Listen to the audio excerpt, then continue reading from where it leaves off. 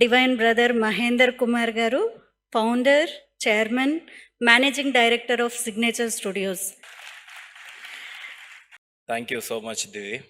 ఇంతమంది గురువులు ఈరోజు మా ముందున్నప్పుడు నాలాంటి ఒక విద్యార్థి చాలా కుగ్రామంలో పుట్టి పెరిగాను నేను. చిన్న తాండా నాది, చిన్న పల్లెటూరు. నిజామాబాద్ డిస్టిక్లో డిచ్పల్లి మండలంలో కురెట్పల్లి అనేది ఒక చిన్న గ్రామం నాది. గమ్యం తెలియనప్పుడు, దారి తెలియనప్పుడు ఎలా బతకాలి, అసలు బతుకుతే చాలరా భగవంతుడా అనేటువంటి ప్రాంతాలు మావి.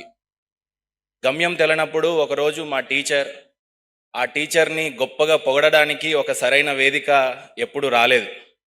ఇంత మంచి వేదికలో ఆ టీచర్ గురించి పొగడడానికి, గుర్తు చేసుకోవడానికి ఈ వేదికని ఇచ్చినటువంటి బ్రహ్మకుమారీస్ యొక్క మేనేజ్మెంట్ అందరికీ కూడా thank you so much. So ఒక రూరల్ బ్యాక్గ్రౌండ్లో ఉన్న నేను, నా పేరు మహేందర్.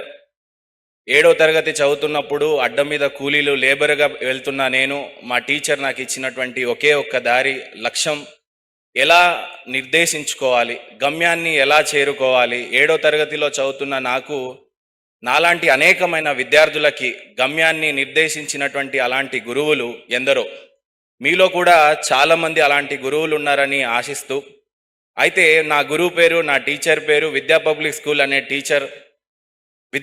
స్కూల్ అనే స్కూల్లో నా టీచర్ పేరు నాగలక్ష్మి మేడం. మీరు ఇది చూస్తున్నారేమో అని ఆశిస్తూ ఉన్నాను.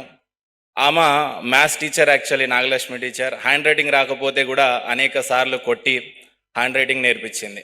ఆ తర్వాత మా గ్రూమింగ్ అంతంత మాత్రమే ఉండేది. హెయిర్ కట్ సరిగ్గా ఉండేది కాదు, డిసిప్లిన్ సరిగ్గా ఉండేది కాదు, భాష సరిగ్గా ఉండేది కాదు, విధానాలు సరిగ్గా ఉండేది కాదు, అలవాట్లు సరిగ్గా ఉండేవి కావు. సో ఇలాంటి యాక్టివిటీస్ అన్నిటినీ ఒక దిశలో పెట్టి, ఒక గమ్యం అనేది ఏంటి, లక్ష్యం అనేది ఎలా ఉండాలి అని చెప్పిన తర్వాత, అడ్డ మీద కూలీగా ఉన్న నేను, 7వ తరగతి చదువుతున్న నేను, ఆ మహేందర్ని ఈరోజు సిగ్నేచర్ గ్రూప్ని ఫౌండేషన్ వేసాను. ఆ ఫౌండేషన్లో ఉన్నాయి ఏంటి అని అంటే, I have a software company. అప్పుడు చాలా, ఈవెన్ నేను హైదరాబాద్కి కూడా వచ్చినప్పుడు వెయిటర్గా వచ్చాను, ఏవియేషన్ చదివాను. అప్పుడు కూడా అనేక మంది టీచర్లు నేను డబ్బులు కట్టుకోలేని స్థితిలో ఉంటే క్లాస్లో ఫస్ట్ ర్యాంక్ వచ్చేవాడిని అని చెప్పి ఫీజుని మాఫీ చేసి, ఈవెన్ నేను గురుకుల స్కూల్స్ పాఠశాలలో కూడా చదివాను. పొన్నం ప్రభాకర్ అన్న అలాంటి స్కూల్లో నాలాంటి విద్యార్థులు అంత చిన్న పల్లెటూరు నుంచి వచ్చి ఈరోజు ఒక 8 3 స్టార్ హోటల్స్ ఉన్నాయి, నాకు రిసార్ట్స్ ఉన్నాయి, టెక్స్టైల్ ఫ్యాక్టరీ ఉంది, టీవీ ఛానల్స్ అంటే నాట్ ఓన్లీ ఒకటి, 44 టీవీ ఛానల్స్ ఉన్నాయి నాకు. అండ్ సిగ్నేచర్ స్టూడియో అంటే 500 మిలియన్స్ 500 మిలియన్స్ వ్యూవర్షిప్ రెస్పార్ ఈక్వల్ టు TV9 కున్న రెస్పార్ ఉంటుంది మాకు. కాకపోతే మీలాంటి విద్యార్థులను ఇంకా చేరుకోలేదని అనిపించింది. ఖచ్చితంగా సిగ్నేచర్ స్టూడియోస్ ఇంకా ప్రయత్నిస్తాము. మా సిగ్నేచర్ స్టూడియో CEO అంజలి గారు ఉన్నారు వేదిక పైన. ఆమె IAS IPSలని, బ్యూరోక్రాట్లని మోర్ దెన్ 4000 మందిని ఇంటర్వ్యూ చేసింది ఇంతవరకు. Not only in the state, in the country. బహుశా తనే అత్యధిక IAS IPSల ఇంటర్వ్యూ చేసింది అనేది PMO రీసెంట్గా గుర్తించింది యాక్చువల్లీ. ప్లస్ పొలిటికల్ ఇంటర్వ్యూస్లలో 400 మంది ఎమ్మెల్యేలు, ఎంపీలను ఇంటర్వ్యూ చేశాం. This is what our. But మీలాంటి గురువు లేకపోతే, నాలాంటి వాడు నవ సమాజ నిర్మాణం కోసం, నాలాంటి ఒక చిన్న కుగ్రామంలో పుట్టిన వ్యక్తి ఈరోజు ఇలాంటి వేదిక ముందు మీలాంటి గొప్ప గొప్ప గురువుల ముందు లించోని మాట్లాడడానికి నిలబెట్టిన నా విద్యా సంస్థలు, నా టీచర్లు అందరికీ ప్రణామాలు తెలుపుతూ, మీ అందరికీ చేతులెత్తి జోడిస్తూ థ్యాంక్ యూ సో మచ్. మాలాంటి చిన్న చిన్న విలేజ్ల నుంచి వచ్చిన విద్యార్థులని ఇలాంటి వేదికల మీద టెస్టిమోనియల్గా నిలబెట్టినందుకు. పొన్నం ప్రభాకర్ అన్న ఇంతగా ముందు నేను చెప్పినట్టు, చిన్న పాఠశాలలు, వాళ్ళకు దిశానిర్దేశం ఉండదు.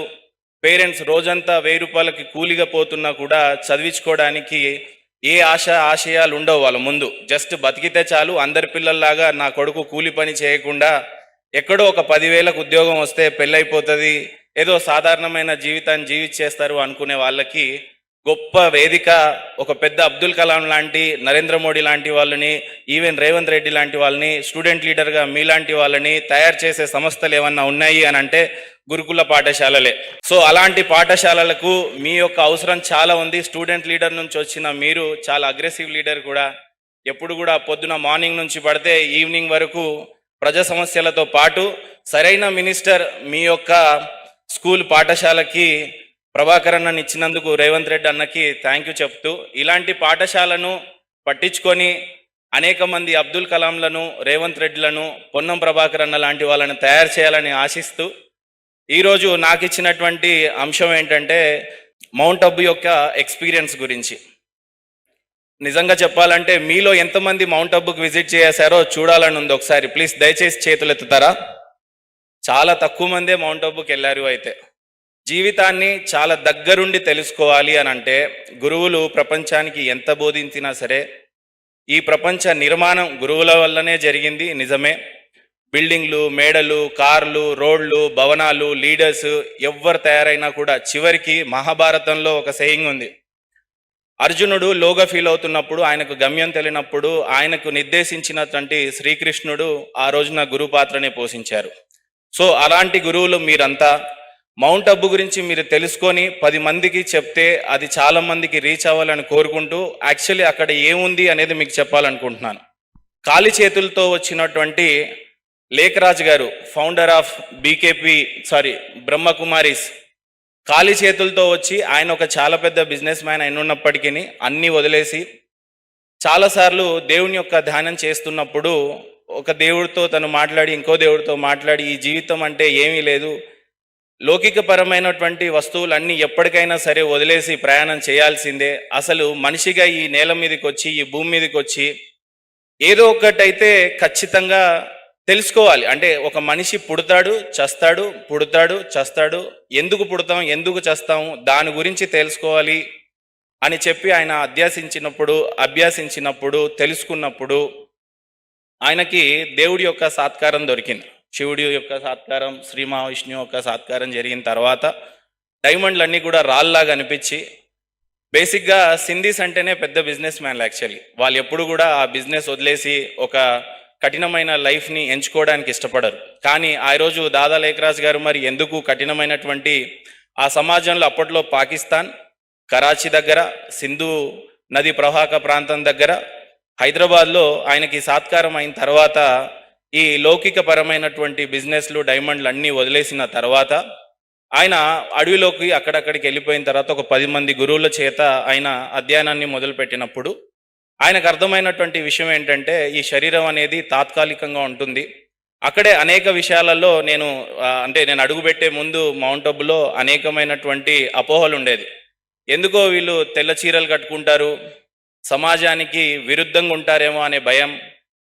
మరోపక్క బొట్టు పెట్టుకోరు, ఇదేంటి వీళ్ళు సనాతన ధర్మం గురించి మాట్లాడతారు, సతయుగం గురించి మాట్లాడతారు, త్రేతాయుగం, దాపరయుగం, కలియుగం, మళ్ళీ ఒక నవసమాజ నిర్మాణం కోసం అంటే మళ్ళీ సతయుగాన్ని నిర్మిస్తానని అంటారు, ఏంటబ్బా ఇది అని అనుకున్నా. కానీ అక్కడికి అడుగుపెట్టిన తర్వాత ఫస్ట్ నేనెవరినో తెలుసుకున్నా. అంటే మీరందరూ వెళ్ళిన తర్వాత మీరెవరో తెలుసుకుంటారు. బొట్టు అనేది శారీరకంగా ఇక్కడ పెడతాం కానీ ఆత్మకు పెట్టం కదా అనేది వాళ్ళు చెప్పడం జరిగింది. తర్వాత అంటే అది పెద్ద స్టోరీ అవుతుంది, మిమ్మల్ని బోర్ చేయలేను, 1 గంట అవుతుంది కాబట్టి. బట్ ఏదేమైనా నిజమైనటువంటి సనాతన ధర్మం యొక్క స్థాపన, సతయుగం యొక్క స్థాపన, మనం అందరం ఒకప్పుడు దేవీ దేవతలంగా ఉండే ఈరోజు ఎందుకో మరి క్రోధం ఎక్కువైపోయి ఎప్పటికైనా సరే ఇవన్నీ వదిలేసి వెళ్ళిపోతామని తెలిసినా కూడా లౌకికపరమైన విషయాల మీదనే ఎక్కువగా దాచుకుంటాం. ఈరోజు ఎమ్మెల్యే అయిపోతే మినిస్టర్ అయిపోతే సీఎం అయితే ప్రైమ్ మినిస్టర్, ఇలా అనేక రకమైనటువంటి గొప్ప గమ్యాల కోసం ఎదురు చూస్తూ ఉంటాం. కానీ ఖచ్చితమైన నిజం ఏదన్నా ఉంది సమాజంలో అని అంటే ఒకరోజు మనం ఈ దేహాన్ని చాలించేసి వదిలేసి వెళ్ళిపోతాం. దాని తర్వాత ఏంటి? ఎక్కడైతే ప్రశ్న లేదో అక్కడ జవాబు వెతికింది బ్రహ్మకుమారీస్ యొక్క ఫౌండేషన్, దట్ ఈస్ మౌంట్ అబ్బు. అంతే. ఒకసారి మీరు విజిట్ చేయాలని మనస్ఫూర్తిగా కోరుకుంటూ, మౌంట్ అబ్బులో వాళ్ళ టెక్నాలజీస్ చూశాను నేను. విద్యా సంస్థలు, హాస్పిటల్స్, సోలార్ ఎక్విప్మెంట్ సిస్టమ్ ఒకటి ఉంది. అది గవర్నమెంట్కి కూడా సాధ్యం కాని ఎక్విప్మెంట్. కొన్ని వేల కిలోవాట్స్ల పవర్ జనరేట్ చేస్తూ ఉన్నారు వితౌట్ పొల్యూషన్ని, నేచర్ని గౌరవిస్తూ, ప్రజలకి హాని చేయకుండా ఆ సోలార్ సిస్టమ్ ఎలా పనిచేస్తుంది, ఇట్లా టెక్నాలజీని పరిచయం చేసుకుంటూ, గురువులు కూడా నవ సమాజ నిర్మాణం యొక్క బాధ్యత మీ మీదే ఉంది కాబట్టి మీరు కూడా ఇంకా తెలుసుకోవాల్సింది చాలా ఉంది అని చెప్పేసి బ్రహ్మకుమారీస్ ఈరోజు సమాజంలో వాళ్ళ యొక్క బాధ్యతను ఇంకా కఠినంగా చాలా గొప్పగా చేసే పనిలో ఉన్నారు. ఆ రోజు బ్రహ్మగారు, బాబా లేఖరాజ్ గారు ఏ అయితే ఆశయాలతో బ్రహ్మకుమారీస్ని స్థాపించారో ఆ ఆశయాలన్నీ సిద్ధింపజేయాలని మనస్ఫూర్తిగా కోరుకుంటూ ఈ అవకాశం ఇచ్చిన నాకు, అంజలి మేడం గారికి ధన్యవాదాలు తెలియజేస్తూ, థ్యాంక్ యూ సో మచ్ గురువులందరికీ. Thank you.